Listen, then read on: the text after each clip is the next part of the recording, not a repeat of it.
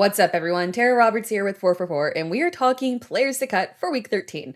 We're at that time of year where wins are critical. If you need to get a win right now, you have to make difficult choices with your roster. I'm going to give you players that you can cut right now to make room for streaming options to get you a win this week. Before we get started, remember to like this video, subscribe, and if you want more fantasy insights and tips, head over to 444.com/plans and sign up for a subscription today. And exclusively for our YouTube audience, use promo code YouTube at checkout to save 25%. Now let's go ahead and dive right in. We're going to start things off this cut list very spicy. Despite the fact that his upcoming schedule is very, very friendly for receivers, feel free to drop kick Jeudy to waivers. Right off the bat, let's clarify something. This is not Russell Wilson's fault. This isn't coaching. This is just flat out Jeudy failing to perform at a level that we expect of him. Jeudy has had a total of 37 touches on the season. 37. That is 54th overall for receivers before the Monday night game. He is averaging 3.7 touches per game.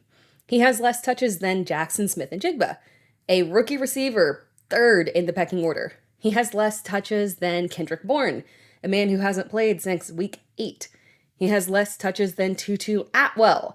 When your floor is 3 to 5 fantasy points and you quite frankly hit that literally all the time, that is a big problem. The floor is terrible. The ceiling is low. And it is week 13. There is no logical reason why this would suddenly change. If you're not trusting Jeudy in your starting lineup this week, you can cut him. Moving on to the next player. I have nothing against Carr, and if you follow any of my other content around start sits or player props, you know that I actually like targeting quarterbacks and receivers that are playing against Detroit. But here's the issue. Carr can throw for 300 yards and literally score 10 fantasy points. Volume is irrelevant for a pocket passer if you're not getting touchdowns attached to it. And that is exactly what happened last week with Carr. 24 completions. 304 yards. That's fantastic. 0 touchdowns. No good. 1 interception. 11 fantasy points. And this week, he is facing the possibility of a wildly different receiving core with Chris Olave in concussion protocol and Rashid Shaheed dealing with a quad injury, plus Michael Thomas already on IR. If neither of these guys play, Carr is staring down at rookie A.T. Perry, who I like, but he is a rookie, Lynn Bowden, and Keith Kirkwood. After this week, he faces a Carolina team that has been very stingy against the pass, holding even Dak Prescott below 200 yards.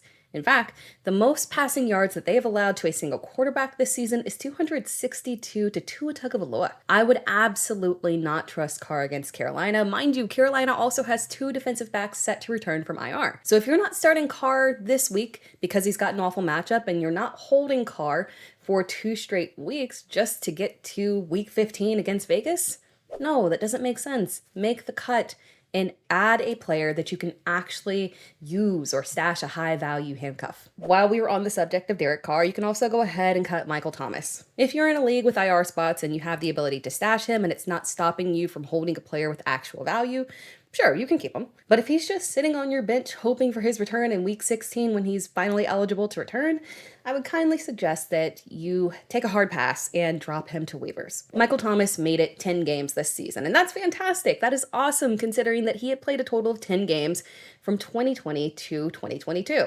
Yay.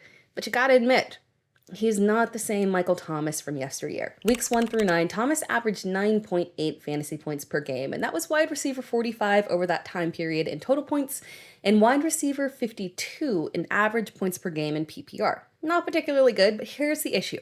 Over that time period, he was actually wide receiver 22 in terms of total targets, with 61 targets. That's more than guys like Mike Evans, Jalen Waddle, Devonta Smith. But targets don't matter if they're essentially empty.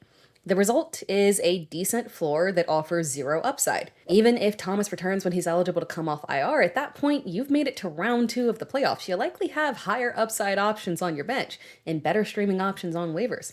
I see 0 reason to hold Michael Thomas. And finally, one friendly reminder. Move on from Geno Smith. I won't deep dive into this one because he was on last week's cut video, so go back and dive into that one because that reasoning still stands. Geno has surpassed 20 fantasy points just twice this season. Those two instances came against Detroit, a defense that is known for giving up volume to opposing quarterbacks, and Washington, a defense that got lit up by Tommy DeVito. Geno is QB 20 in total points and QB 24 in average points per game. If he wasn't coming off a Cinderella season from last year, if we didn't have that fresh in our minds, you would absolutely not roster him. Geno scored 8 fantasy points in Week 12 against San Francisco. He faces Dallas this week. And then he has to face San Francisco again in Week 14. Even in decent matchups, he's been below average. So even if you want to hold on to him for his Week 16 and 15 matchups, I can almost guarantee you that you can find a better streaming option on waivers. Ditch Geno. Just let him go. And that wraps things up. Thank you for watching this video. Be sure to like the video and comment below. And if you want more fantasy insights and tips, head over to 4for4.com/plans and sign up for a subscription today. And exclusively for our YouTube audience, use promo code YouTube at checkout to save 25%.